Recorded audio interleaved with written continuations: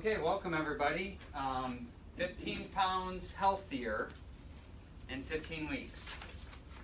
So, I didn't say lose anything. I just said 15 pounds healthier. 15 weeks kind of puts us through the summer. Okay, so some short-term goal here. So I'm going to introduce somebody who's going to share her story of how implementing these strategies that we're going to share with you tonight can change your life. So Lynn, I met Lynn approximately about 9-10 years ago through networking circles. So one thing that became very apparent is Lynn and I's passion for health and wellness. And I learned about her transformation in her life and just knew that to continue to teach people about these strategies of how to be healthy and how to be well. And so I'd like her to share her journey and where she was and where she's at, because some of you might be able to relate to her story. So, and this gives me a great opportunity to thank Lynn for all she does in this clinic, because all you interact with her, and she's pretty awesome. Wouldn't you agree? So let's give her a round of applause. All right, before she starts speaking, I want to know if anybody recognizes anybody in this photo here.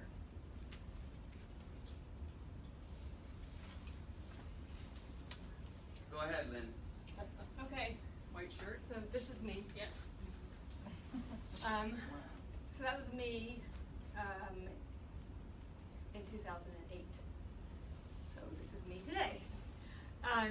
So as Dr. Brandon said, my journey started when I was 52 years old. I'm now 62 years old, and I could not stand the way I felt, the way I looked. I was in a corporate environment, traveling all over the place. I couldn't stand the way anything fit me, no energy, that kind of thing. So I started my transformation, which included major diet changes and exercise. And it also included for me a personal career change. I got into fitness at that time because of the impact that it had on my life.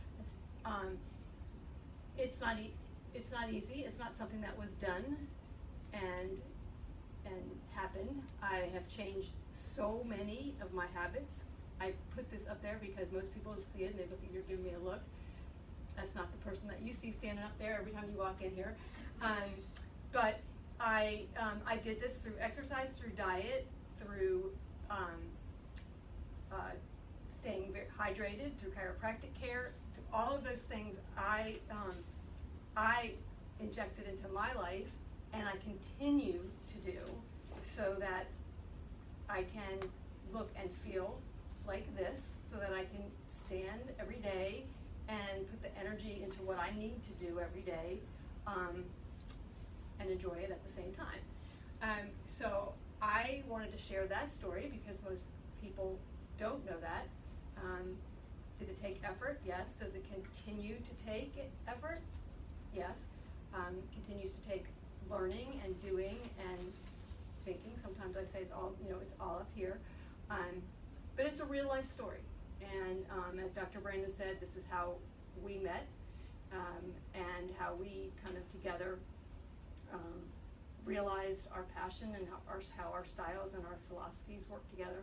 So I'm happy to be standing up here sharing that story, and I'm happy that nobody recognized me, and I don't want to look like that anymore. So thank you for listening, and that's all about me. Thank you for sharing that story. That's great. Wonderful. Now, I'm done sharing stories. Okay, the first chiropractic adjustment cured a man's deafness. I started adjusting people. I've been in practice for 10 years and see people transform their lives. I've had multiple upon multiple testimonials over the years. People start getting under chiropractic care, start getting adjusted, and they're like, Doc, I changed nothing. I didn't even start eating better. I haven't drank any more water. I haven't exercised anymore, and I've lost 10 pounds or 15 pounds. We're going to be talking about the impact of how stress and hormones, and that affects our weight, and so on and so forth. But I've had people also start getting adjusted, and then they start eating a little bit better. And they start drinking a little bit more water. And then they start exercising a little bit more. And then they start meditating in the morning. And then they start doing affirmations to say, I am healthy, I am beautiful, I am strong. And their whole self-image starts to change. And then we see 10s, 20, 30 pounds transformations in people's lives where they start getting their health and their wellness back so they can stay functional and be doing what they want to be doing without having some sort of limiting capacity. And if I had to put a bow on why you're here, somewhere along the way I might have touched on it a little bit, okay? I don't know why you're here, but if I've done my job and it was worth me being here tonight, you're going to take some action steps away from what we talk about and anchor it home to why you're here. And then you're going to start making these changes in your life. And like Lynn said, it takes time, it takes effort. I don't have a magic bullet here tonight. So if you were looking for a magic bullet here tonight, you are free to stand up, grab your belongings. I don't want to disappoint you, okay? But if you follow the plan and the strategies that I'm going to propose to you here, and you just keep at it and keep chipping away at it, this isn't about being perfect. This is called progression, not perfection. You are going to become healthier, in whatever that means for you, in whatever capacity. Okay, fair enough? I want to share a little bit about my story. This is me right here in the middle, okay? I remember hitting the scales at 199 when I was at chiropractic school. And I just thought, I was like buff and, swollen, from working out. That was not the case, okay? Chiropractic school was super rigorous, 30 plus credit hours every trimester for 3.5 years. Pretty much, wake up in the morning, study to the evening, go out with my friends, have steak and shake at 2 o'clock, the cheesy fries, all this, the ice cream stuff that they have there, very tasty, by the way. Studying, 3 pots of coffee, probably not drinking water enough, drinking the wrong things. You work really hard and then blow off some steam. I see some smiles, so you know what I'm talking about there. And then it just kind of hit me and it dawned upon me, is like, whoa, wait a minute, what is going on here? What is going on here? And I think it smacked me right in my head, or right between the eyes here, when I went home and I was watching my dad recover from open heart surgery. My dad is my hero. And if you've served in the military, you know anybody who served in the military, make sure you thank him this weekend. We have Memorial Day coming up here. My dad served in the United States Marine Corps. He was drafted right out of high school, and he decided to go right into the Marine Corps to serve in Vietnam. Okay? He grew up in an alcoholic, abusive family, so he had some stress going on in his life. He suffered from alcoholism himself, and he was a smoker. 42 years of age, he had his first heart attack. So if you read my book, you've been to the previous talks, you kind of know that part of the story. When you see your hero,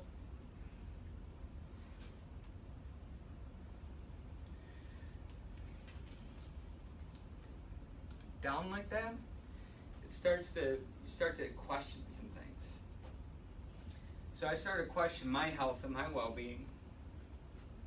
I started to think, am I destined at 42 years of age to have a heart attack? Am I destined for open heart surgery? My grandpa on my mom's side has had 2 open heart surgeries. My grandmother on my dad's side had an open heart surgery. Heart disease runs in my family, okay? There is cancer in my family, okay? No immediate, thank goodness, but my grandparents have had that. We've kind of escaped the whole diabetes thing, I don't know what, but maybe you and your family have a history of this stuff, and I was like, am I destined for it? Or do I have a shot here? Do I have an opportunity to course correct my life and my habits so I can become healthier from the inside out? Not to be relying on some drugs or waiting for some surgery down the road to hopefully get my health and wellness back. So I'm very passionate about this information. This was in 2005, 2006. I did some radical changes in my life, and I'm going to teach you what I've done, so there's no secret about what I did. And if I did it, and if Lynn did it, that tells me that you can do it too. Fair enough? So I'm ready to blow the roof off of this thing because I want to share my passion with you and hopefully ignite a fire or flame under your rear, okay, to be making these changes in your life and not waiting for some major crisis to be happening in your life or a loved one's life before you decide to make these changes. And if you're already on this path, that's awesome. Just give yourself a pat on the back. Yes, you do need to be acknowledged here. And then just keep walking the walk, talking the talk, and just keep going over and over and over. That's one of the biggest benefits of being here to these monthly workshops is you get around a group of like-minded individuals that will hold you accountable, okay? And more on that later. So before we get started, there are a few people that I do want to acknowledge. If this is your first time coming to one of our workshops, raise your hand. Do we have any first-timers here? Okay, fantastic. Second time? Third time? Fourth? Okay, fifth? Sixth? Okay. Okay, seventh? Eighth? Ninth? Okay, I have a few people. Sandy, I have one of these for you also, okay? But we will have that by the time you leave here. These are our Wellness Warrior Awards that I have.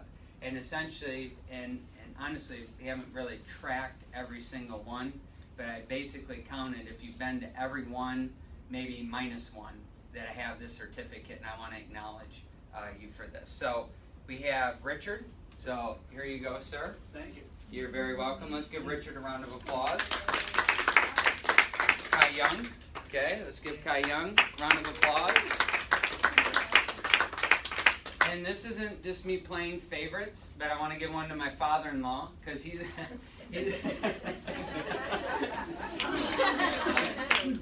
we'll give him a round of applause, because he helps get this place set up so we can have the situation ready to go. So I want to acknowledge if you've been to our previous workshops, just keep coming back, keep learning things, and keep implementing it into your life. So let's go ahead and we'll get started here. So what is your objective? This is such a broad topic. As I was preparing for this workshop, I'm like, I'm going to have some people over here, and some people here, and some people here, and here. What's your objective? What do you want to accomplish? So I give you a couple, there's some goal sheets and implementation sheets in there. Those are yours. You can use it as much or as little as you want. You write down some of the things. If I say something, if I trigger something, if I remind you of something, just write it down there. Because if it's not written down, it's not going to happen. It's just really a dream, okay? Goals need to be written down. Are you looking to lose weight? Is that why you're here? And there's no judgment of why you're here. It doesn't matter why you're here other than you're here, okay? That's the most important thing. All right, is it to avoid disease?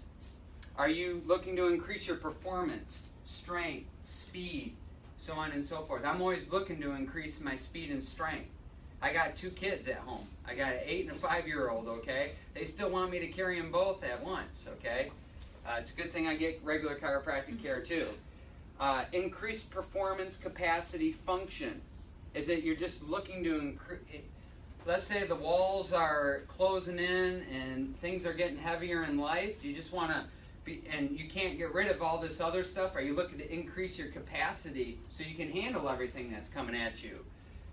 I'm an idealist. I'm sure everybody here is because they want optimal health, right? That's why you're here. You saw 15 pounds healthier in 15 weeks, and I'm sure that is part of it. But why are you here? Is it to look good? Is it to feel good? I mean, there is a reason why we do this in May. It is getting warmer out there, and now we have the summer season, and it is the unofficial start to summer this weekend with the pools open and everything. Whatever it is, you must anchor home to your why. I think you could pick up onto my why. I want to be there for my kids. I want to be functional. I want to be as healthy as possible. I don't want to be limited because of some sort of health condition. And look, hey, my genes are my genes. I can't change that. But what I can change are my habits surrounding my genes and how those genes are expressed. And we'll talk about that later. So whatever it is, you got to own it and know why you're here. What's your motivating factor? And so what is optimal health? I think we really like to measure things. We like to know, are we making progress and improvements? So over the next 15 weeks, you kind of pick how you want to measure these things, okay? Improved function, some biomarkers, people could measure what? Some blood pressure. We could get some lab results and look at cholesterol levels, our sugar levels, and things like that is one way to look at it. Another one, I know some people really love to get on the scale. I mean, look, listen, the scale will drive you nuts. I'm half torn. Part of it, I want you to throw the thing out, okay? Because I don't want you to be obsessive about the scale, and I'll tell you why later. Are you looking to increase performance? So maybe you're looking to go out for walks. Maybe you feel comfortable doing 15 minutes, but you want to get up to a half hour or 45 minutes. There's a way to measure it. Maybe you're doing like a plank challenge, and you want to work your way up to X amount of time to hold something, or do a squat challenge, or there's different ways that we can measure performance. If we're out jogging or running, maybe we have a 5K. We want to be measuring certain things against per mile, how fast we're going. Whatever it is, have something to measure it against. And then, how about the healthy appearance? Well, we can kind of measure that, okay? And this isn't like, look, everybody, I think, deep down inside, wants to feel like they look good. Is that a fair statement? This isn't a vanity thing or anything like that. This is about having good self-esteem from within. And one thing that we can do to measure this is, how are our clothes fitting? Because sometimes we're not really losing weight, okay, quote-unquote losing weight, more on that later, but we're noticing that our clothes are fitting better and so on and so forth. These are some of the other markers that we can measure on our way to optimal health. So look good, feel great, function better. So really, the deal is healthy is the new sexy. That's the way we need to be thinking about this. It is cool to be healthy. We want to be healthy. And there have been some shifts within the way that we look at this, you see, as a society today. So let's just talk, though, about the brutal facts. I have to peel this away. I have to dig down into what the research literature is actually showing out there and telling us about our health and wellness. And this is in the Journal of Circulation, which is very, very difficult to get published in. The present obesity epidemic is both troubling and informative because adiposity, being overweight, is largely caused by poor diet, excess calories, and inadequate physical inactivity, emphasizes on more downstream risk factors such as hypertension, dyslipidemia, and diabetes, address neither the root causes of obesity nor its full cardiovascular consequences. So what this is saying is that when we are above our ideal, and we'll get into what ideal weight means, is that leads to these other chronic conditions. It's not like it happens some of the times or there's a close relationship. There is a direct cause to cancer, diabetes, heart disease, Alzheimer's, any of these chronic conditions that happen downstream later in life. An abundance of evidence suggests that lifestyle factors, including exposure to chemical carcinogens, so chemical cancer-causing agents, physical inactivity, and diet play a major role in the development of common cancers. The current human diet contains a variety of mutagens and carcinogens that lead to the initiation of cancer and other chronic diseases. Sorry if you never want to eat again. I apologize in advance, okay? The prevalence of overweight U.S. adults has increased dramatically during the past 30 years, with type 2 diabetes representing what is perhaps the most serious obesity-related consequence. Nearly 90% of individuals with type 2 diabetes are overweight. And you know that they changed the label of this because it used to be what? Adult onset diabetes, and now they do type 2. Why? Because our children are becoming more and more overweight at younger ages and being diagnosed with diabetes at earlier and earlier ages. And the trends are not going in the right direction. So anybody know what the definition of insanity is? Doing the exact same things over and over and over and expecting different results. If you keep doing what you've been doing, you're going to keep getting what you've been getting. So obesity, we talked about this, downstream conditions leads to heart disease, diabetes, cancer. That's why as a chiropractor I'm so passionate about talking to people about living a healthy lifestyle. Okay, just think about it from a mechanical standpoint, hi Jody, is if somebody's coming in and they're carrying excess weight, what is that going to be doing to the joints of the body? It's going to be increasing the load and the capacity on the joint and probably causing it to wear down faster than it normally would have. For instance, every extra pound of weight that we carry is 4 pounds of extra pressure on the knee. So if we're having knee problems, sometimes we have to look to other parts of the body. However, when we're overweight, we're carrying extra weight, do you think we have more or less medications? More, okay? And when we have more medications that we're taking, do you think we have more or less side effects? So my thought is that, hey, you're getting adjusted, and that's fantastic. We're helping to relieve the pressure off of the nervous system, so we start to get better nerve function. But if we start to improve some of our other lifestyle habits, not only is your adjustment going to be holding better and you're going to feel better, but you're going to be functioning better. And maybe there is an opportunity where we can have that conversation with our medical doctor and saying, hey, I'm putting in the work, I'm making these changes, my blood is changing, and now I'd like to start to remove some of these medications from my life. You start to reduce the amount, and then eventually you can get off. Has that happened in my 10 years while caring for people in my practice? Absolutely, 100%. So if you have a condition or a medication for it, I've had somebody get better and need to have less medication with it. So the hope is there. Okay. So, but let's just call it what it is. Let's call it what it is, because we're doing these workshops here to describe a body signal. And being overweight and with the fat is nothing more than a symptom. It's sick. The body is not healthy. But the cool thing is that when we take our body from an unhealthy environment and put it in a healthy environment, we're going to start to see changes. Is your body smart or stupid? Smart. It's smart. It is super intelligent. It wants to be healthy. But if you take a healthy body in a bad environment, you're going to have bad outcomes. And I contend that your body is actually still healthy when you have high cholesterol, diabetes, high blood pressure, and things like that. And when you're like looking at me like I have 3 heads, why would you say the body's still healthy with those conditions? Because it's adapting as best as it can in that condition. That's actually the expression of the body in that sick environment. That's all it is. It's neither good nor bad if we look at it that way, but it may not be our ideal state. So we have to be taking a look at then what do we want, and then start to align our behaviors and habits in agreement with what we want. So what people are currently doing is not working. Like we just said, if you keep doing what you're doing, you're going to keep getting what you're getting.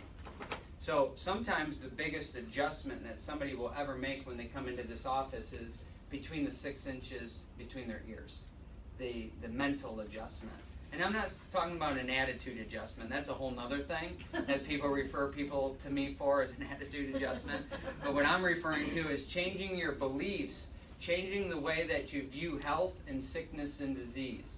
Is sometimes just being here, the light bulb goes on, I see it all the time, and you make that paradigm shift where you start to look at, instead of disease, then you start looking at, well, what is the cause of health? And what do I need to do to align my habits with what the direction that I want for the results of my health and my wellness? Okay, so fat is a symptom. It's a sign of the body. That's all it is. That's all we're saying here. It's feedback. It's no different than a headache. Okay, headache is a sign that there's a problem going on in the body. But what if you just take a medication to block the pain? Are you fixing the underlying root cause? You are absolutely not. So the same thing is, we got to ask ourselves is, why is my body in this state?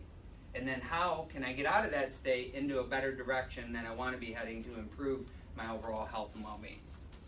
So we have a huge hormonal problem in our bodies today. Our lifestyle has created this perfect storm. And this is chronic hormone imbalance. I was just talking to a doctor this morning, and unfortunately she got a bout of pneumonia. Well, quite frankly, she thought she was having a heart attack. She had deep chest pain and it wasn't going away. She went right to the ER and they found an acute infection. But what she said was, I will take that acute infection any day of the week over any chronic long-term problem. So what we're talking about is the chronic problems can be more devastating. Why? Because you don't see them coming. Is it like you go from one day you have diabetes to the next day, or excuse me, one day you don't have diabetes to the next day you do? Is it like one day you don't have cancer, the next day you do? Oh, it's just been a bad day? You know, one day you're not having chest pains, the next day. These things are a process that take time to start to develop. And it's chronic. It builds up over time.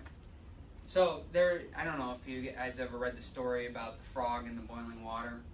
Okay? If you take a frog and drop a frog in boiling water, this is just an analogy, okay? I'm not saying to do this, or I have done it, okay?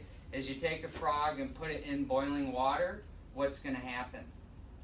He's going to jump out immediately. Now, he might burn his skin and things like that, okay, but he's still going to live.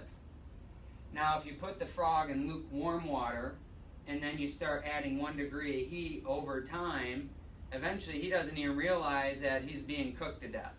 And by the time it comes where he needs to exit, it's already too late.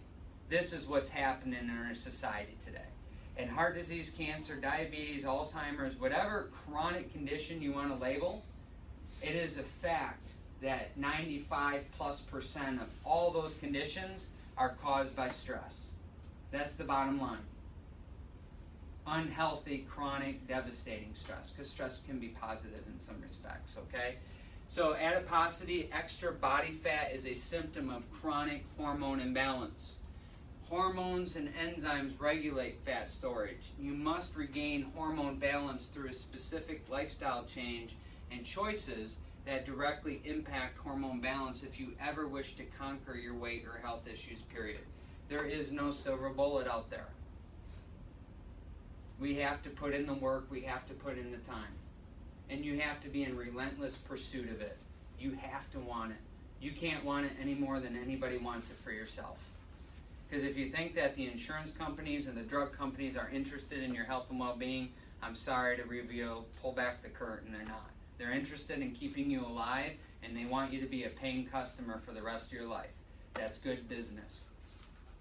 I'm sorry if that offends anybody, but that's the truth that's out there. We have great people who are medical doctors. I'm talking about the paradigm that we have when it comes to health and sickness in the United States today.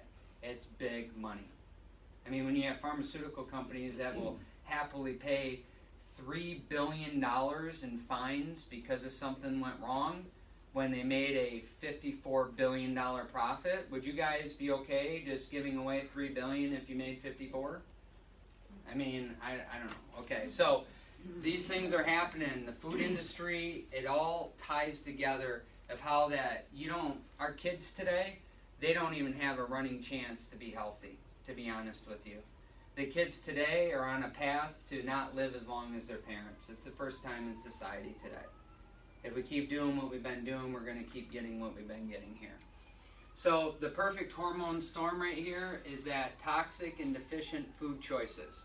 And notice I say food choices. I don't want to hear anybody, I want to clarify this, I don't want to hear anybody ever come back and tell me, Doc, you said I can't eat that. I'm not recommending you eat that. See the difference? You can eat it if you want. You can. I'm just not recommending these things, okay? I'm not recommending. But think about anything that you put as far as food or drink in your mouth. Is it toxic or deficient? Toxic, deficient. This is the root cause of all disease and illness today. Toxic, deficient. Food choices. Energy imbalance, okay? This is simple math right here. Movement, so we have a sedentary lifestyle today, and then we eat excessively. We have excessive caloric intake. So too much calories going in to the amount that we're burning off. After a while, we're going to be in surplus, and that surplus has to go somewhere. And you know what? Our bodies are smart, right? We already said that. Our bodies are smart. We're thinking for that famine. That's the way our genes are designed. We're waiting for the famine.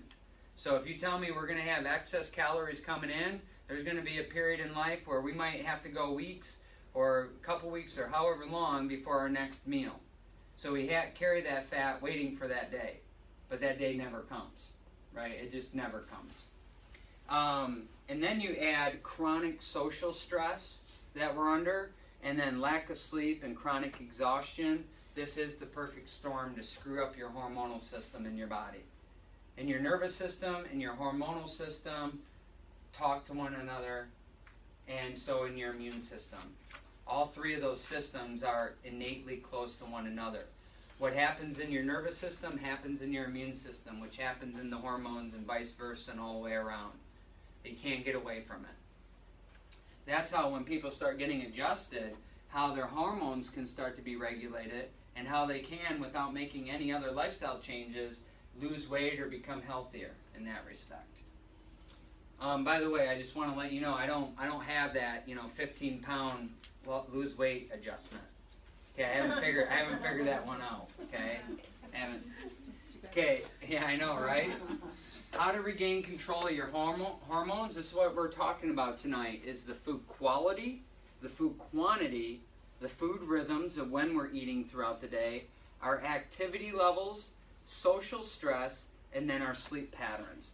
This is the key that unlocks the door that we want to walk through and keep going in that direction towards our optimal health and well-being. So, Oprah, we probably have some fans of Oprah. She has a magazine out, so on and so forth. There's a lot of good that Oprah does and everything like that. But have you ever noticed that weekly, monthly, yearly, there's some new diet and some new weight loss, some so on and so forth, which usually these are the titles that are on that magazine here. Weight problems run in my family. Okay, these are the dieting lies, and we're going to dispel this. Just eat less and you'll lose weight. Anybody ever heard that before? Okay. I'll just work it off at the gym. I'm just going to work extra hard today. Okay. Yeah, you know what? So what? A calorie is a calorie. Okay. They're the same. It doesn't matter. And you know what? Sleep. Psst, I'll sleep when I'm dead. Okay. Anybody ever had that thought before? Okay. Sleep has nothing to do with it. Okay. It can have a lot to do with it. More on that later. Okay, so yes, the fingers crossed behind the back. Weight problems run in my family. Okay, let's take a look at this. We kind of got into this and opened up the can of worms. Is it true you have a set of genes from your parents that came from your grandparents and so on and so forth? Did you really have any say in what type of genes you were getting? Nah, you didn't. Okay, you didn't have any change or say in that. However, you do have a say in your environment. And you do have a say in your lifestyle. And if you take these three circles and merge them all together, what you come in the middle is really your body composition and your health potential. So this is a really cool exercise. This goes beyond just the subject of becoming healthier. This is just dealing with life in general. So on a blank sheet of paper, I want everybody to participate here. Go ahead and draw two circles. One big circle, one small circle in the middle. So big circle, small circle. Big circle, small circle in the middle. Okay? Anybody familiar with Stephen Covey's 7 Habits of Highly Effective People? I stole that from him, so he gets the credit on this. But this is very appropriate right here. Because I tell you what, we do a paradigm shift whenever I see it, somebody coming in and their hair's sticking up because they're so stressed out. Okay? That happens. I see people like that. Okay? So the outer circle is called your circle of concern. Your circle of concern. The middle circle is called your circle of influence. Another way to look at this is, are you acting as a thermometer or a thermostat every day? So are you reactionary to what's going on? Or do you set the tone and regardless of what's happening on the outside, you just keep beating the drum and marching forward? So we're concerned about a lot of things. I'm from Michigan originally. I don't ever remember having a traffic problem. Being a Michigan town of about 30,000 people, a busy intersection, there might be maybe 4 cars deep. I don't know. There's not a problem there. So traffic's a concern for a lot of people out here. How about the weather? Okay? Weather, we can be concerned about the weather. Look, I'm not diving into this, but anybody ever concerned about politics? Oh, I shouldn't have gone there, okay? So my point is I'm trying to give you some examples of things that we're super concerned about, that they're just worrying, they're leading to anxiety, anxiousness, and I'm telling you, these things will drive your food choices, and we'll talk about that in a little bit. things that we cannot control. I can't control the weather. I can't control the traffic. However, I can control my attitude regarding the weather and the traffic. You know, if I know that it's such a busy area and there's a potential that I might get stuck in traffic and I have a commitment to be here for you guys at 8 o'clock in the morning, then I better figure out what time that I need to give myself a little bit of cushion to prepare for something. That's what I can control. But I can't control the weather, the traffic. I can't control when people don't know how to drive when it snows here. I mean, I'm from Michigan. I thought everybody knew how to do that, okay? Not in this area, okay? So you see my point with that? You can have an influence in your lifestyle, your day-to-day choices. Remember, I'm not telling you what to do. I'm recommending these things, okay? Your lifestyle choices and your environment. Your environment that you're in. So sometimes your environment is so dang stressful that it is just creating hormonal imbalance, and we're not really realizing that. We're not realizing why we're not getting these changes going on in life, okay? But we can't really influence genes, but based on our choices of our lifestyle and our environment, we'll determine how those genes are turned on or turned off. If you want to read more about this, I met a geneticist out of Stanford who was teaching in the medical paradigm, and then he saw the vitalistic side of things. His name is Dr. Bruce Lipton. Has anybody ever heard of this gentleman? His name is Bruce Lipton, Lipton like the tea, but it's called Biology of Belief. You can YouTube him and hear his talks, but if you ever have any concerns of, man, I got some bad genes and I've been told that there's nothing I can do to influence my health and wellness, you must hear this guy speak. It's phenomenal. It's life-changing, really. Now let's just take a look at it. Let's just look at the data, okay? Let's just look at the data and just see if this is really a gene problem. Let's go all the way back to 1990, okay? That wasn't too long ago. Look at obesity trends in 1990. We're talking maybe at the most of the population in certain areas, 14% of the population here. And let's just fast forward to 2006 here. So that's 16 years, right there? If I'm doing my math right. Is that kind of like one generation, so to speak, right there? Look at the trends of obesity going from 1990 to 2006. I mean, these areas right here, greater than equal or greater than the 30% of the people in 16 years, the state has become that much more obese. In just 16 years. Did genes change that much in 16 years? I see the smiles, so you get it. Our genes haven't changed in 40,000 years. All right? All right. We won't even go that far. They haven't changed in 10,000 years even. Okay? Our genes are not changing that fast. So you might want to be thinking, and you're probably thinking now, is what's the difference? What is the cause of all this disruption here? So did our genes change? Did Lynn and my genes change? No, our lifestyles changed though. And the expression of those genes came with it. So what's changed? Okay, the way we eat, the way we move, the way we think. Our environment, our relationships, our strategies and choices here. I also want to talk about body composition. We're not going to dive into these different phenotypes. You do know that there are different body builds out there, right? There's some people that just are naturally going to be more thin. Some are going to be a little bit heavier.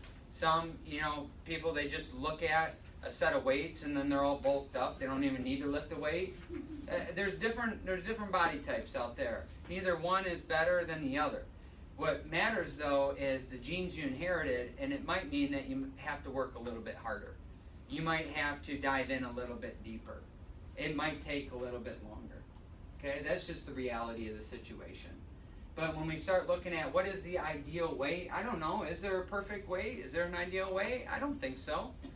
But we have health outcomes that'll lead us to the life that we want and the function that we want to have here. Okay? So 15 pounds healthier, this is why I want you to throw out the scale half the time. It's because your body composition is changing. It's like when Lynn shared her story, Lynn, how many pounds? I lost Like 45. Okay, 45. From her starting weight to where she lost the 45 pounds. A minus B equals 45 pounds. But do we think that was just all fat that came off? She might have lost more than 45 pounds of fat. She might have gained muscle, probably did along the way, gain lean tissue. That's a fact, right? Because you had measured it. 39.9% body fat and 17. down to 17% body fat. Okay, women, somewhere between 13 to 23 is the range. Men, between 8 and 20, somewhere in that range. Those are some targets, okay? Again, not perfection, just moving more towards that number there. The body composition is changing. Had people, yes, this has happened. I told you about some of our success stories. Doc, I've been doing this for 3 months. I'm eating better. I'm hitting the gym. I'm drinking more water, and I gained a pound. You know, and they come like they're upset. I'm like, whoa, whoa, whoa, pump the brakes here, okay? They're sleeping better. They have more energy. Their clothes are fitting differently, so on and so forth. You can't just look at the scale only. It's a tool. It's a piece of the puzzle, okay? So we have to be mindful of that when we're making these changes in life. And then also think about it too. Where you're at today. Is this a product of choices you made in one day, 1 week, 1 month? It probably took years for you to get to where you're at today. So it's going to take time to move in the other direction here. So we have these optimal ranges. I shared that with you. We got to look at lean tissue versus fatty tissue, the biomarkers here, the percent body fat, the abdominal measurements. You can take measurements around the waist, around the hips, the arms, the thighs, and you can start to see changes there too. That'll keep you encouraged along the way if you hit these points where you think you should be at another set. Look, we think there's an ideal weight and we're hitting that target, but is it possible that our intelligent body says, no, if you go to that right now, that's going to be unhealthy for you? Is it possible to lose too much weight and that be unhealthy? Absolutely. We see that all the time, okay? So there's a healthy range, and everybody's body is different. So that's why we say 15 pounds healthier and not coming to lose 15 pounds of fat, okay? Because the body composition. Just eat less and you'll lose weight. Just, stop eating. Stop putting the energy in. Just burn off what you have. That'll solve your problems. It's like kind of using the analogy with breathing. If your set point is like 20 respirations per minute, and they say, okay, just stop at least 8 of them and just do 12 per minute, okay? It's not going to be sustainable. It's just not, okay? And as we said, our body is smart. If you stop eating, if you just calorie restrict, you might get some short-term results. But remember, this lifestyle change is part of the big narrative. It's part of the big picture, okay?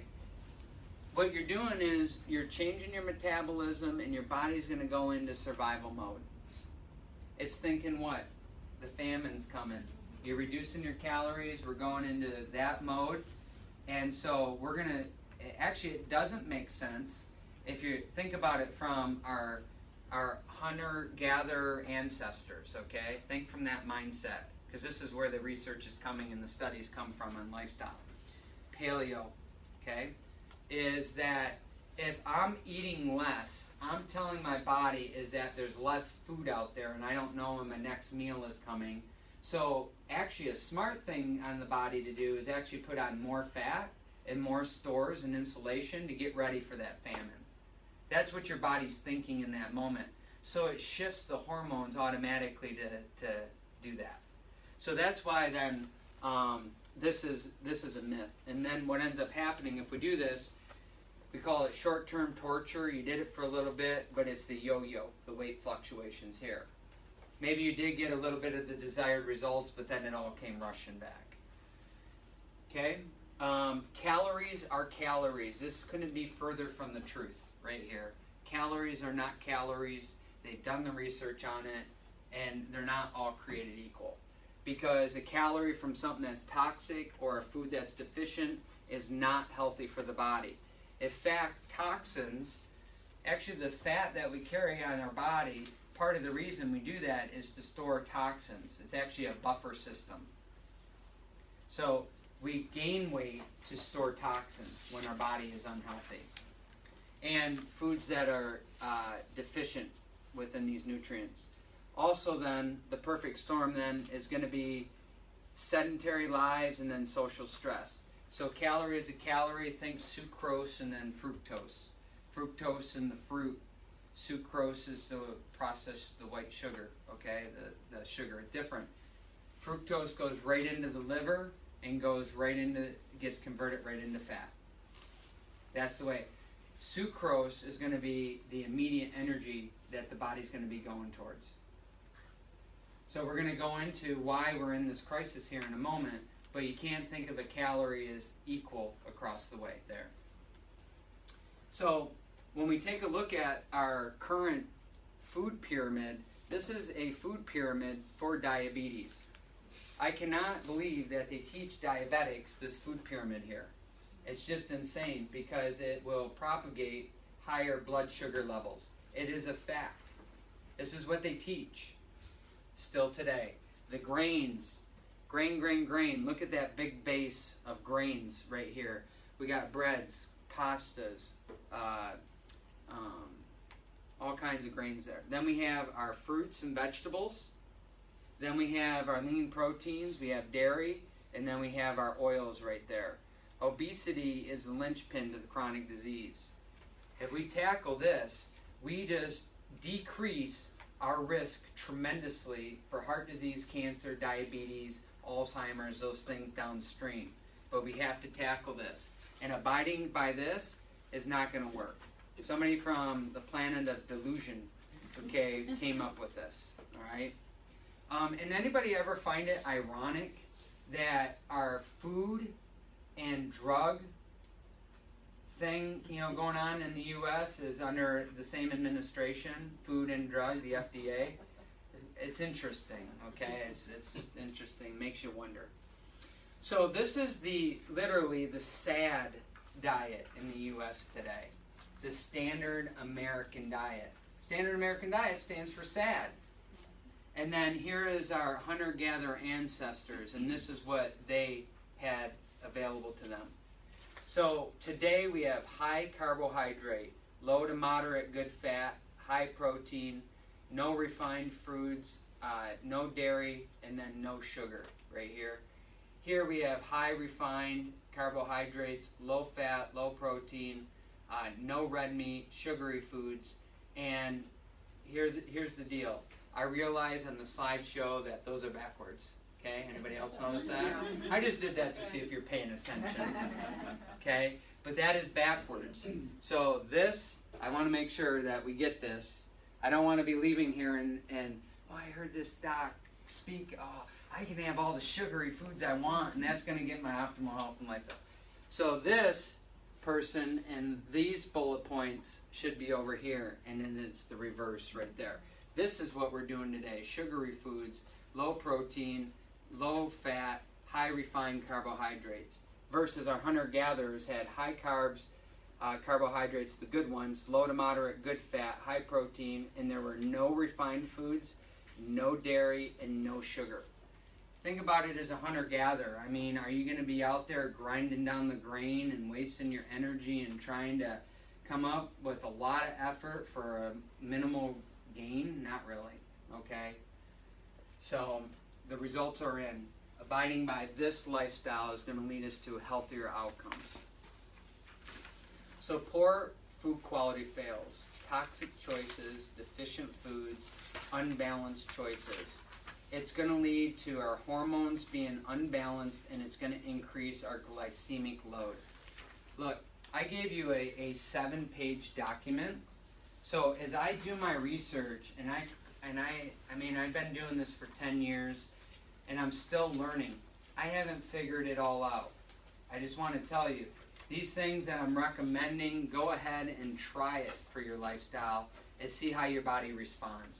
This is what I do, this is what I teach my family, and this is what I'm teaching my clients. My clients who are following this lifestyle, their results, they have improved results, okay? So you have to try these things. right here is from Weston A. Price. I'm not going to get into the depth of that too much. It's this sheet right here. Thank you, Bill. So from Weston A. Price, taught a lot of good nutritional things back in the early 1920s. And this Dr. Page took it to help balance out biochemistry.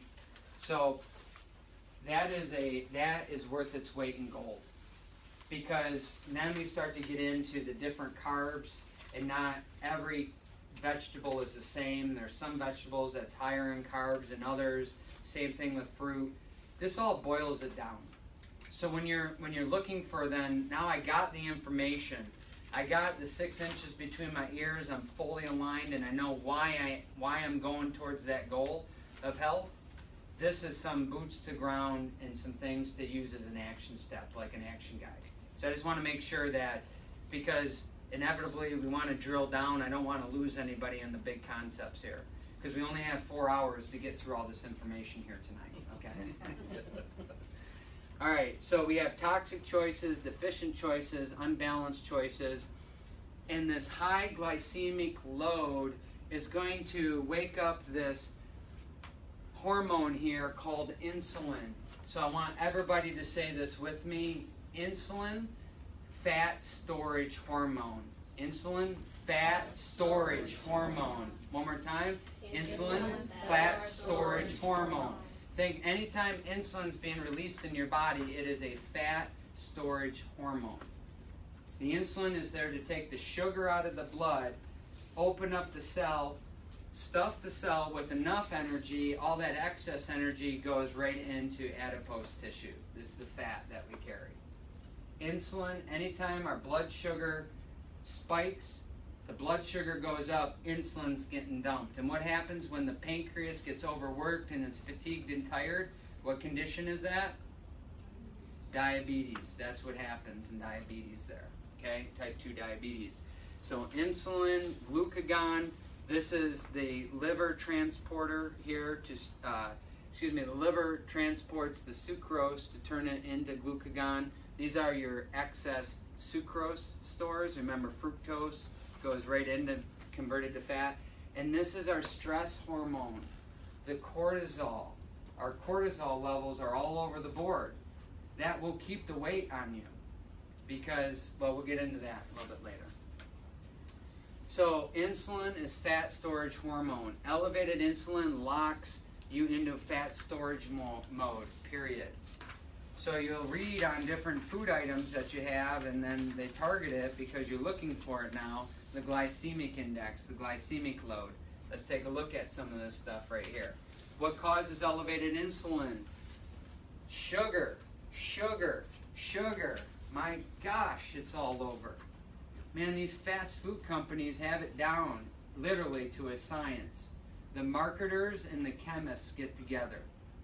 And then they start noticing what our taste buds are craving and how to get us addicted and change our brain chemistry. So then at the middle of, 12:30 at night, we just sleepwalk right into our car and go through the drive-thru to pick up. Okay, you guys get where I'm going with that. Refined sugars, those are the fast carbs. Think like the vending machine, the quick fix. You got all this stress going on. What are you looking for? When you're stressed out, are you looking, oh, that salad looks beautiful over here. Let me add some more veggies in. No, we're looking for the bag of chips, and we want to know where the second bag is because we know that first bag is going to be gone soon. And we tell ourselves, here, let me just get a little bowl. I'm going to put the chips in a bowl. Then we take the bowl and put it in the pantry and we grab the bag. Okay? You know. Dairy. Why is this a problem with dairy? Because dairy will spike the insulin levels, but it also drops acid into your body. I mean, you see the commercials out there. Dairy causes osteoporosis, right? What? Well, no, the American dairy farmers aren't going to say that, but that's what happens. Dairy will actually increase the acid load of your body. That will demineralize bone. That leads to osteoporosis. All this stuff is super acidic for your body. So if you want to know where I'm learning these things from, there's the pH Miracle is a great book. It talks about acid foods, alkaline foods. And the alkaline foods are what our hunter-gatherer ancestors ate. The acid stuff is the sad diet today. all the processed stuff, corn, soy, sugar, wheat, and dairy. Those are the 5 things. Energy imbalance. So now we start to get excess calories. We're eating too many calories. We're overeating, and then we have a sedentary lifestyle. And then now we're undermoving. See that? The perfect storm is happening here? It's brewing. So the glycemic index, I'm not going to put you to sleep with this, but it references every food against glucose of how it spikes the sugar here over a period of time. For instance, here's an example of what lentils will do. Okay, a lower glycemic index. That's where you get the reference value compared to here. So let's look at it. High glycemic foods. Almost all refined grains have high glycemic indices. Rice Chex cereal, 89. That's like pretty much pure sugar. Cornflakes, pretzels, Rice Krispies, rice cakes, rye bread, waffles. Isn't Total like a health cereal? Yeah. Okay, 76. Graham crackers, Cheerios, bagels, rice. Well, wait, bagels are healthy with cream cheese, right? Okay. Corn chips, white bread. Oh, look at this. White bread, whole wheat bread. How we doing? How we doing? That's why in the book Wheat Belly, Dr. Davis talked about that 2 slices of whole wheat toast will spike your blood sugar higher than eating a Snickers bar. I repeat, eating a Snickers bar is not any better for your health than the whole wheat. You got to get them both out of the diet here. So look, here's what if we take a look at refined sugars, grains, vegetable oils, and dairy, that comprises 70.9% of our calories, i.e. our energy in the U.S. from our food supply. This is what our hunter-gatherers ate. This is the food that will feed our genes, this percentage right here.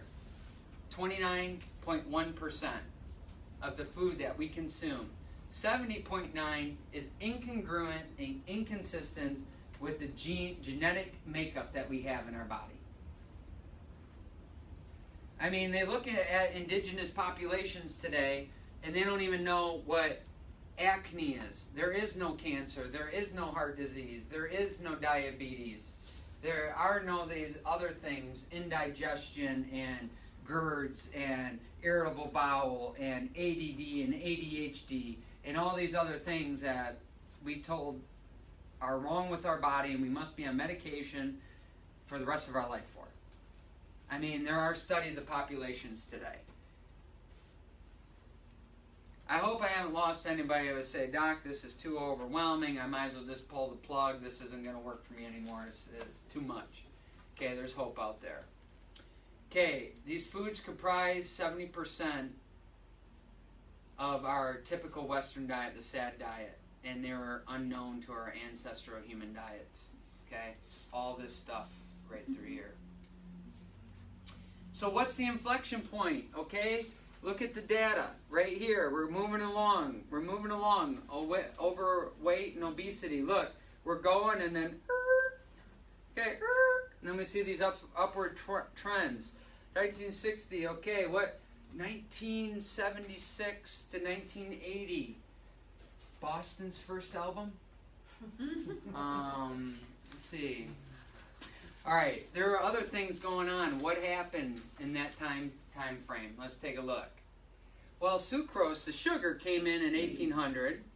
Feedlots producing meats came in, 1850 or so. We have refined grains, late 1800s, refined vegetable oils, 1900, hydrogenated oils, which will cause heart disease, came in at 1900s, early 1900s. HFCS, high fructose corn syrup. And all the marketers today will write on the box of those fruit juices today, contains no high fructose corn syrup. Because the moms are now looking at it but what else did they substitute it for? It's not any better. Marketing is there to sell the product, not to increase our health and wellness. Okay? So high fructose corn syrup. Like, again, let's call it what it is here, all right? Look, I come from a family of alcoholism. Thank God my dad is sober. He's been sober for 36 years, and he helps other alcoholics. Sugar is an addiction, period. It's a slippery slope when you're saying, I'll cut, I'll reduce and things. I'm not saying that's not a bad first step to go, but your body craves it. Your hormones will change. It'll make you get up in the middle of the night and open up the pantry and be like, just one. Just one. I know I can eat just one, despite what the commercial said, okay? It's an addiction, and it starts to rule our life. You're sitting down, we've all been there, and this little voice comes in. I just got some ice cream. How about that ice cream? Got the ice cream sitting there. Okay. How can I do this? We're health negotiators, right? We start negotiating with ourselves. And then we end up one day where we're super unhappy because we're off track. And now we got to figure out what to do. Just know that sugar is addictive. They've done the research on it. It's more addictive to our brain centers than cocaine. It's highly addictive, okay? So don't have it in the house. This is a great strategy. Just remove it from the house. Be careful if you decide to reduce it, because a little bit, sometimes you start to boomerang and you go one way and then you go further the other direction, so on and so forth. The environment that you're on, so on and so forth here. Top 7 dieting pitfalls. We're drinking our calories. Okay, I think we get it today. I see it at some point, is that the bans being put on, or the health warnings put on soda, just like with cigarettes. Okay, we all know that it's not cool, or the devastating health effects about smoking. Still, people are doing it today, but it's become more mainstream to educate on it. Now, I know certain states are looking at taxing soda and so on and so forth to help curb the cost of our health care. That's a whole nother subject. But I think we all realize that soda is not good for us. In Michigan, we call it pop. That's still not good for you. And if it's diet in front of it, it's even worse. So I don't want to hear like, well, I just have the diet stuff. It's still just as bad. The fruit juices are high in soda. And you have to be careful with our smoothies that we're doing, because there's a bunch of sugar. The smoothie should have a lot of veggies in it. You add some fruit to sweeten it, but you need to be putting more vegetables in your smoothie than fruit, okay? We just talked here, too much fruit and vegetables, they are not equal. There are a lot of health benefits to fruit, okay? I'm not, shoving fruit under the bus. The packet of 7 pages there talks about the glycemic and the sugar loads of the different veggies and stuff like that. I can tell you things on like berries. Berries are lower in the sugar content, so raspberries, blackberries, blueberries, strawberries, those things are healthier than our melons. The watermelons, the cantaloupe, the honeydew melon, the pineapples, the bananas, those are higher in sugar content itself. But just be careful of the fruit. If you really do have a goal, 15 pounds healthier, in 15 weeks you want to cut back on the amount of fruit that you're consuming, opt more veggies. We talked about the dairy. Dairy is very acidic, but dairy carries a lot of sugar in it.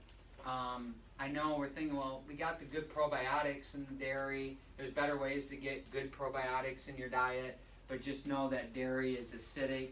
It has high sugar content in it, okay? The grainitarians, I love my vegans and I love my vegetarians out there, okay? If that's anybody here, this can actually be a healthy lifestyle, but just know you have to do it right.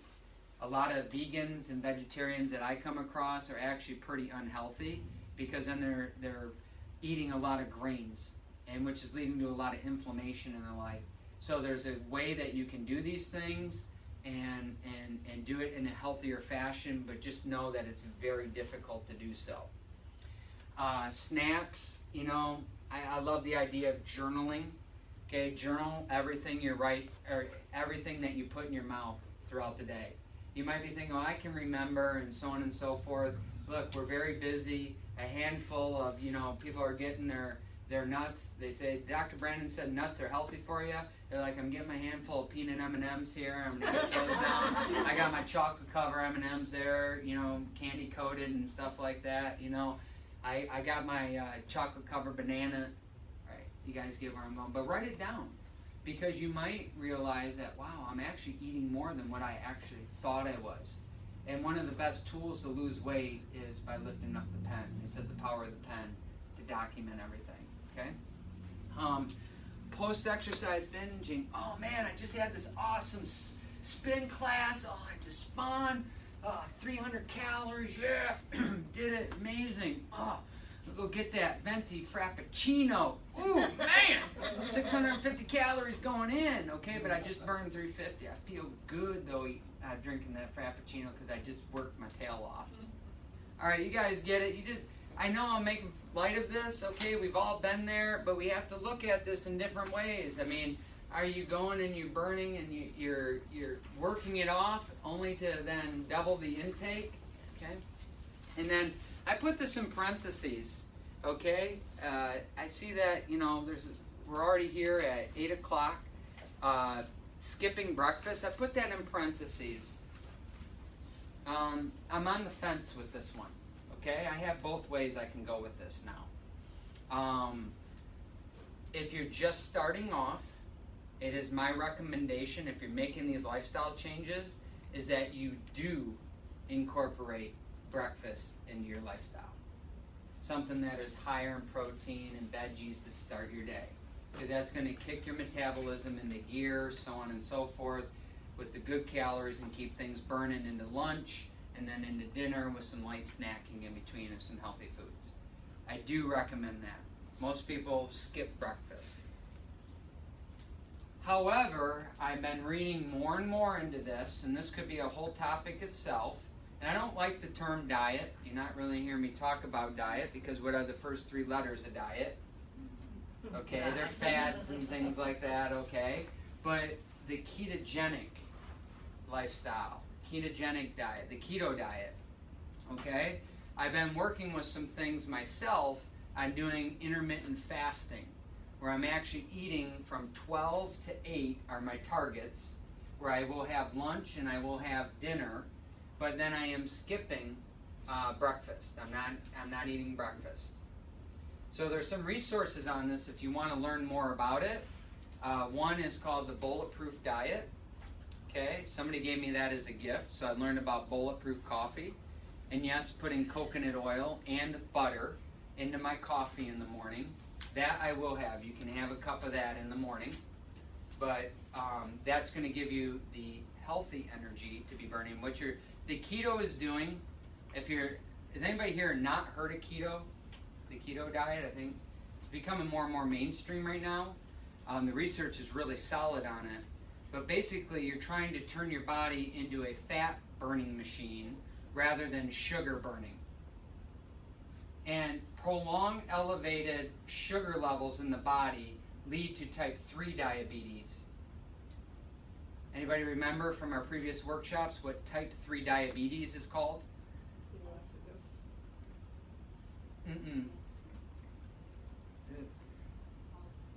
Alzheimer's.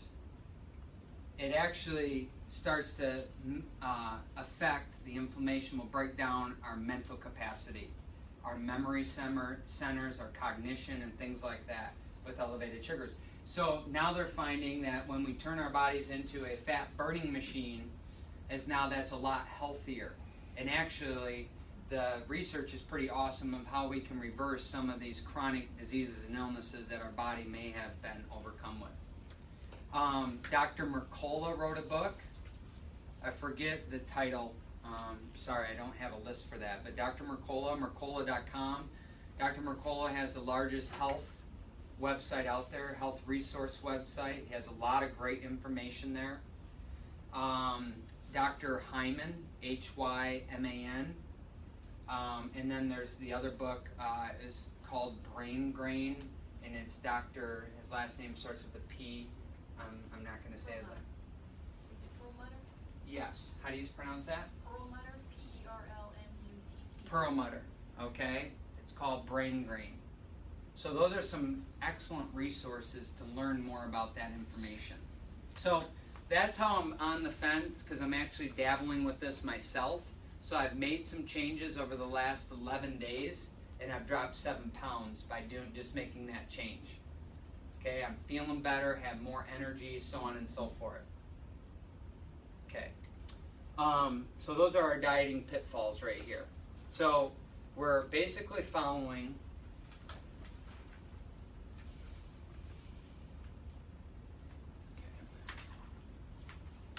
paleo. So if you want the broad spectrum, the paleo correct, unlimited vegetables, abundant lean natural meats, some fruits, nuts, and seeds, limited starch, no sugar, which I should also put on there, healthy fats. I just want to make sure, and I'm clear when I say paleo, I'm not talking about a caveman diet where it's like, okay, I get, beef on stick here, and I get this kielbasa sausage over here, and I'm eating bacon, and all I'm having are these meats, and yeah, I'm doing something great. Sometimes we take a good thing and we just pick a piece of it and we try to do it, and then we say, hey, that didn't work for me, or we're not doing it the way that we should be doing it, okay? The bottom line is all veggies are green light, the veggies, and then you can have organic grass-fed meats. That's what you want to be aiming. And that's part of the overall lifestyle. Why paleo? Because that's what our genes dictate, okay? Our genes haven't changed in 40,000 years. 500 generations ago, all humans ate the same diet. No evidence of ancestral degenerative disease. The agricultural revolution changed it all. It's been accelerated by the Industrial Revolution, and it's being even further accelerated by the Chemical Revolution. So paleo is unlimited non-starchy vegetables, the good carbs, no refined grains, so no bad carbs, plenty of fruits and berries, relatively high in animal proteins, moderate amount of good fats, so avocados, walnuts, coconut oil, those type of things, high in fiber, high potassium, low sodium. Here's our net alkaline load. That's why we talk about alkaline water in this office. And it's rich in phytochemicals, vitamins, minerals, and antioxidants. Okay, the zone, if you're familiar with the zone diet here, similar to the paleo.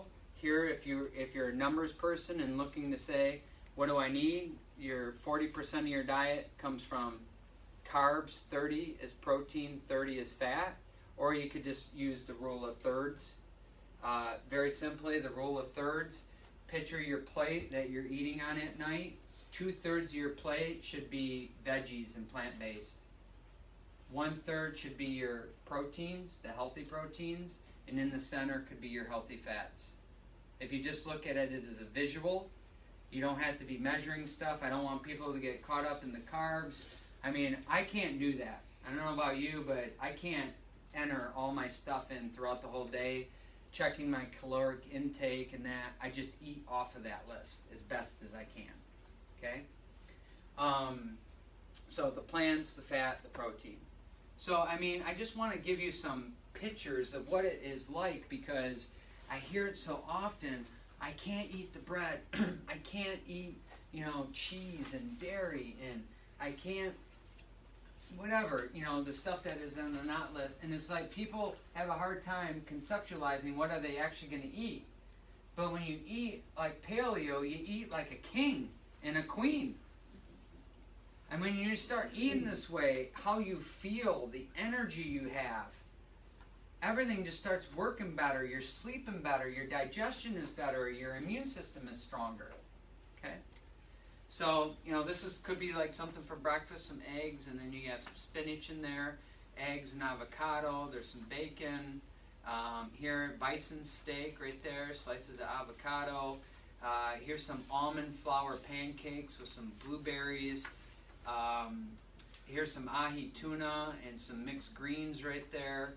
And here we have chicken thighs. I love chicken thighs. They're so nutrient dense and a lot of collagen and those type of nutrients to help rebuild our soft tissues. We have some, grass-fed beef meatballs there. Some grilled salmon. I mean, all this stuff, it's amazing. You eat it, and it's like you don't feel bloated. you don't feel like you're dragging. You don't feel like you have the foggy, mind and things like that. So the do's: non-starchy veggies, some fruit, meat, poultry, fish, range-fed eggs, natural fats, some nuts and seeds, drink water, no refined carbs, cereal grains, sweeteners, bad veggies, dairy, soda, juice, alcohol. You guys are getting the point here. The perfect hormonal storm: you take all those toxic and deficient foods, the sad diet that we're consuming for our fuel in our body, which is creating a pro-inflammatory state, and then you compound that by a sedentary lifestyle, and we're not moving. Look, I have to tell you, have you ever seen any obese giraffes in the wild? Have you seen any obese lions? Did you know that we're actually wild animals? Humans are actually an animal. It's hard to look at us that way, but we are an animal. That's what we are. We are wild animals living in captivity. Do you know what happens when you take a perfectly healthy wild animal and put him in the zoo? You start feeding them a grain-based diet, and then now that they're starting to get sick. Look at our pets at home. I mean, I can't make this stuff up. I see that dog owners have been arrested because they were feeding their dogs potato chips. So they come in and take the dog away from the owner, but then they leave the kid on the couch who's eating the same potato chips. I mean, where'd we go wrong here? Can't figure this out, okay? So humans living today inherited a genome that was programmed for daily physical activity and a high fiber diet. What I'm saying is that movement is an essential nutrient. It's like oxygen, it's like water. You can't be healthy and not move. You can't. However, our lifestyle is designed where we moved movement out of the equation.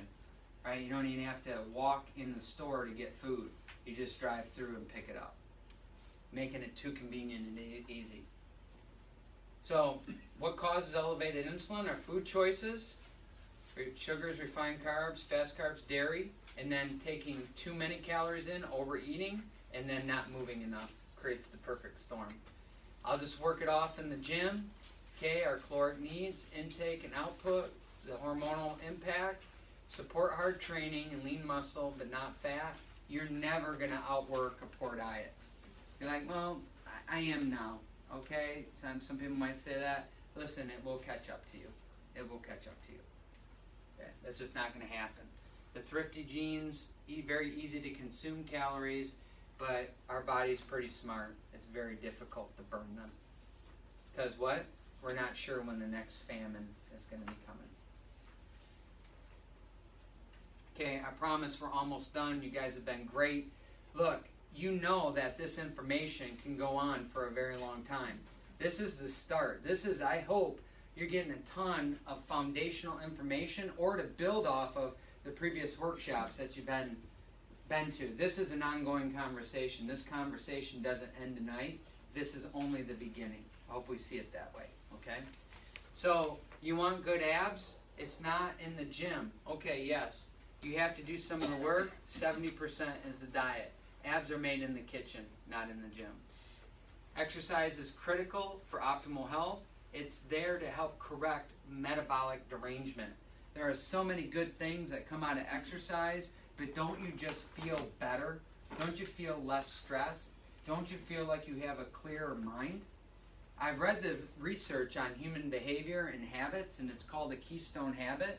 If you get one habit in line and you pick one thing to be held accountable to, and if you nail that, you get 5 other things that come with it. For instance, exercise for many people is a keystone habit. Because when you're eating better, isn't it easier to drink more water? Yep. Isn't it easier to grab the salad or the apple or something more healthy than that snack? It is easier along the way. And mentally, it's very good for us all. Okay? And you know, our ancestors did not drive through with cars to pick up their food. They had to go find it. They had to exert energy. That was their exercise. So think of it that way. Okay? All right. Rebalance your hormones with exercise. Here's my deal. Only exercise on days that you eat. Okay? Any questions? Exertion is key, and what I'm asking for is moving, sweating, and panting. Look, I don't care. Really, I don't care if you're doing this right now. If you're not moving, 15 minutes, 30 minutes a day. Call up a good friend that you care about and just say, hey, look, I'm looking to commit. Can I commit with you? You guys meet at the same place. You guys pick the time, and you guys do it together. It's a lot easier to do it with somebody than by yourself. I in illness, we in wellness. 30 plus minutes. Doesn't matter what you do what moves you. Yoga, Pilates, bike, swim. There's all types of activities out there. It doesn't matter. Chase around an 8 and a 5-year-old. Okay? All right, the perfect storm: toxic deficient foods, sedentary lifestyle, social stress. We are under chronic psychological stress. The only chronic psychological stress that our hunter-gatherer ancestors had was famine. Sleep deprivation. This will cause a rise in cortisol. Sleep, it's got nothing to do with it. It's a lie. It'll disrupt our cortisol cycles. It's unnatural schedules. When we're turning on the light and staying up later, do you know when you're supposed to get up in the morning? Sunrise, when it gets light. Birds are singing, okay, that's usually around the dawn. You know when you're supposed to go to bed? When it gets dark. That's actually our normal rhythms. It's our normal rhythms. Now, if you thought I was crazy before, now you really think I'm crazy. I'm just saying is that when we're staying up later, it throws off our body rhythms. It's going to affect everything else that we're doing. And we're more likely to what? We're probably more likely to eat those foods that we shouldn't be eating. Okay? So, it disrupts our hormones. I'm not going to go through all those. Use your circadian rhythms as a guide. Your goal is 8 to 9 hours of sleep. Dark, quiet, comfortable place. Eat fast. Put the phones away. Minimum of 30 minutes before you shut it down. Ideally an hour or more. Did you know when you stare at the blue screen, it decreases the melatonin within your brain and it increases the cortisol, which gets those voices in your head going, is that, you know, I can have just one? I mean, there is a cause and effect to this, a trigger. And at the home, look, I realize that not everybody sees the same way. My advice is that when you first start doing this, just march to your own drum and do it for yourself. Just start to set the behaviors in the household and let those who are willing to come on board end up joining you after a while. People are going to look at you like you're crazy to begin with anyways. People are going to say stuff anyways. People are going to say stuff if you do this or you don't do this. People are always going to have something to say. But do it because of your commitment to yourself. And then let everybody else join in as they see as you go along. You're having more energy. You get less colds. You're sleeping better. Better digestion. You're just happier, a better mood, clearer thinking and everything. Then everybody will go with you. Okay? All right, given the ineffectiveness of popular weight loss diets, adaptation of healthy lifestyle is more appropriate for winning the war against chronic disease. It's all about changing the lifestyle. We have some resources. We can keep you busy forever. I gave you some amazing resources, and this is a great start to things. I want to thank you for your attention here, for being here. This is my passion. I love having you part of this practice. I love hearing about your changes. And look, this is not my idea. This is Kathy's idea. She had this idea of why you guys have the note cards, and I think it's an awesome idea. Here's the deal, guys. You choose to participate if you want or not. We said 15 pounds healthier in 15 weeks. That could be 5 pounds healthier in 15 weeks. That could be 15 pounds healthier in 30 weeks. It doesn't matter. My goals are not your goals. What are your objectives? If you're looking for some accountability partners who actually care about you and will follow up with you on what you write down your top 3 goals of what you want to accomplish when it comes to your health and wellness. I want to sleep more. I want to do more exercise. I want to drink more water. I want to start meditating. I want to do a gratitude journal. What it is, write down your top 3 things of what you want to commit to. We're not sharing it with everybody. We're not posting it on social media. This is between us, HIPAA privacy, but we're just going to have a conversation regarding what you want to commit to. You know, and if you're not ready to commit, that's okay too. Because if you're not ready to commit, you're not ready to make a change. And why do we want to commit to something else that you're not ready to commit to? Then you go home feeling guilty and all that stuff. And does that help anything? I mean, look, if you're not going to follow this lifestyle, then do it with love. Do it with gratitude. Just feel good about it, whatever you decide to do. But we're here to help you. We want to be your accountability partner, whatever it is. So if you want to fill it out, hand them in to Kathy. We'll make a note in your chart. We're just going to continue that conversation. And you say, hey, look, I've changed my goals. I've redirected. That's good. We'll put some new goals down. We'll retire those ones. Or, you know what? We'll do the Triple H thing if you want. Okay? And what does that mean? If you're hitting your goals, we're going to give you a high five. If you need some encouragement, we're going to give you a hug. And if you know, some people just need a headlock, okay? Because they're not following anything. And we'll do that, okay? With your permission. All right. Any questions as we wrap up here? Good stuff? Helpful information? Look, I know there's a wide variety of reasons why you're here. I hope that I covered them and more. Thanks so much for being here. Have a great night. Do you have a question? I just wanted to ask, did you see the Magic Pill on Netflix? The Magic Pill? Mm-mm. Is that about the keto? Yes. Okay. It's really. Somebody else was telling me about I it. wanted to know your impression of it. It's, I haven't watched it yet. It's really good. So, but I've heard good feedback on it from some of my other clients who asked me about it. It's called The Magic Pill, Netflix. It's about more of the keto stuff. Okay? All right. Thank you very much. Thank you. You're welcome. Hey guys, thanks for tuning in. Hope you got some great advice and information. Till next time, we got your back.